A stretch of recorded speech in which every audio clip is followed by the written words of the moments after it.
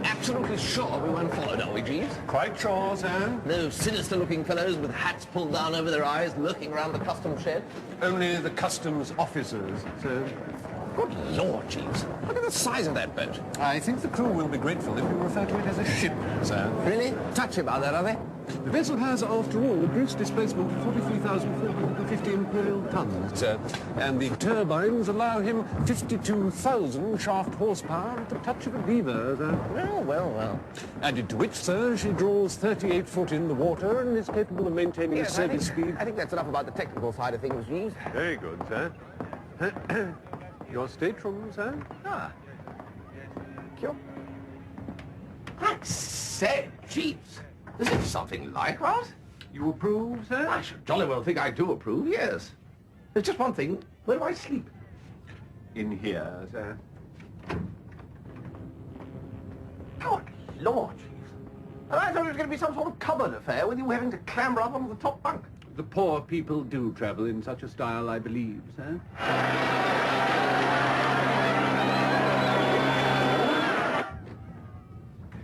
Now, Jeeves, let us make sure that we have not overlooked any conceivable danger. Aunt Agatha can't possibly trace us now, can she? I should have thought it extremely unlikely, sir. Unlikely isn't good enough.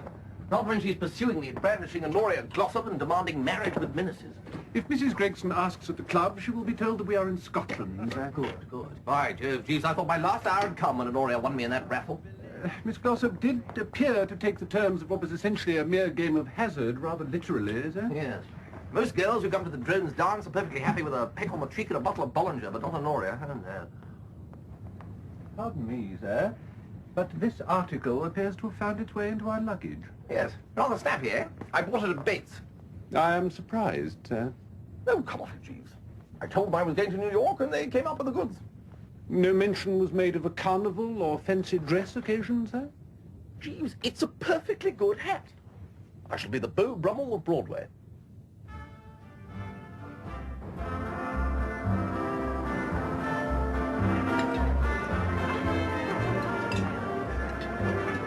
Of course, it is a great honor for me to command such a magnificent ship.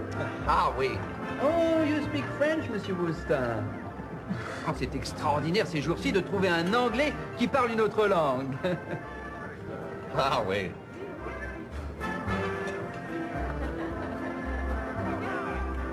Bertie Wooster.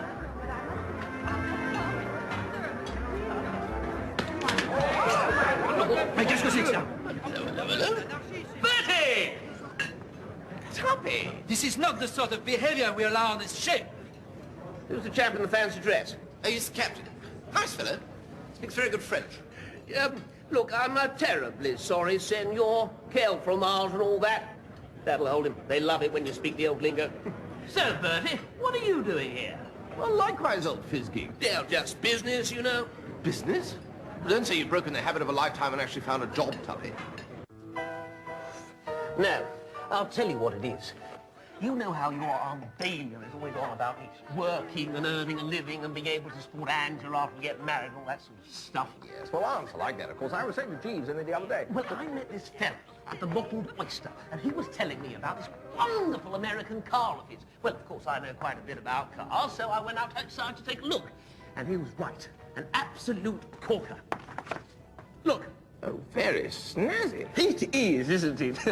It's called a Spritz polecat, apparently. Just look at those chromium-plated pipe things sticking out of the front end. Yes, well, as a matter of fact... Anyway, there were a couple of us there. Barmy, Oofy, Prosser, Bingo, Ronnie Fish, all the usual crowd. And they were climbing all over it and asking where they could get one from. Well, and of course the answer is they can't. And I thought to myself, hello. Anyway, to cut a long story short, I sent a cable to the man who makes them, and I'm going to meet him in New York and become the sole importer of these desirable motors. There's a fortune in it, Bertie. Don't you have to buy these cars before you can sell them? Oh, that's the clever bit, you see. Barmy's given me the money to get him one, and he's agreed, well, sort of, that I can use it to show prospective customers for a week or two and get some more orders. So, you're just going to buy the one car?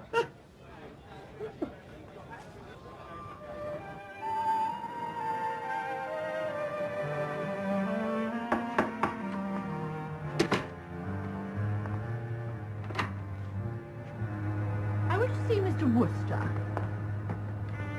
Who should I say? I'm Lady Morgan. This is my son. What-ho, what-ho, what-ho? Oh, you're Mr. Wooster. That's the chap. I was surprised to see your name on the purser's list. Your aunt had told me that you were in Scotland. Ah, well, yes, this is meant to be a surprise. Ah, well, now, look, this is my son, Wilmot. What-ho, Wilmot? Hello. I think you two are going to be great chums. Oh, rather. I shall be busy on my book for most of the trip, so I shall rely on you to keep young Wilmot out of mischief. He's a strict vegetarian and a teetotaler, and is devoted to reading. Give him a nice book, and he'll be quite contented. Thank you so much.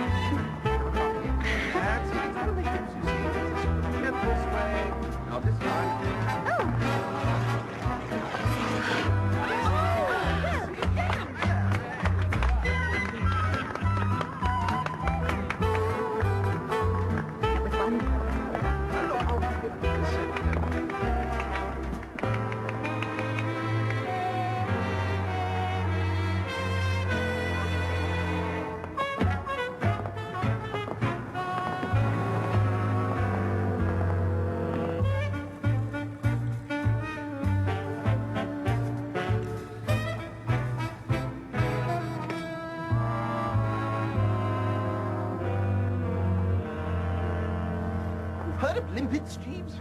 The gastropod mollusk of the genus Patella, noted for adhering tightly to rocks, sir. Exactly, Jeeves. Well, this blasted Pershaw seems to be noted for adhering tightly to Worcesters. Can't get rid of the blighter just as I'm about to click with some toothsome filly. Up pops Motty Pershaw to enliven proceedings by standing at my elbow like a wet weekend in Chalfont and Joe. Perhaps it is for the best, sir. Shipboard romances are notoriously transient. I don't need Motty to protect me from heartbreak, Jeeves. Let me learn from my own mistakes, say I. I am willing to sacrifice myself. A most commendable attitude, sir.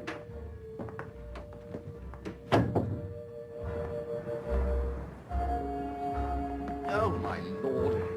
You haven't met Wilmot Pershaw, have you? Isn't his mother that woman that spent the weekend in Rio and wrote that book, Whither Brazil? That's the one. What-ho, Motty? What-ho, Bertie? Have you met Tuppy Glossop? What-ho, Tuppy? What-ho? Mother doesn't like me saying that. What? What-ho. She doesn't like me whistling either. Really?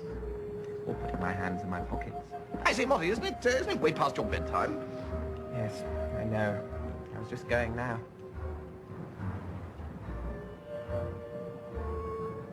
Pip, pip.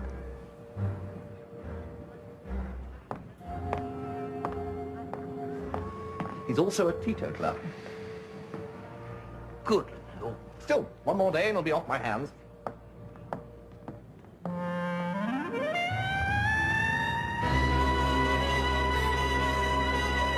Well, there you are, Jeeves. Land of the free and the home of the brave. Indeed, sir. Also the land of prohibition, sir. Prohibition, Jeeves? You mean this system they've got of not being allowed to get a snootful? Indeed, sir. Although I'm given to understand that certain subterfuges are used which ensure that ardent spirits are more readily available than hitherto. She's a fair size, Jeeves. Indeed, sir. Puts one in mind of Honoria Glossop in that white dress she used to wear at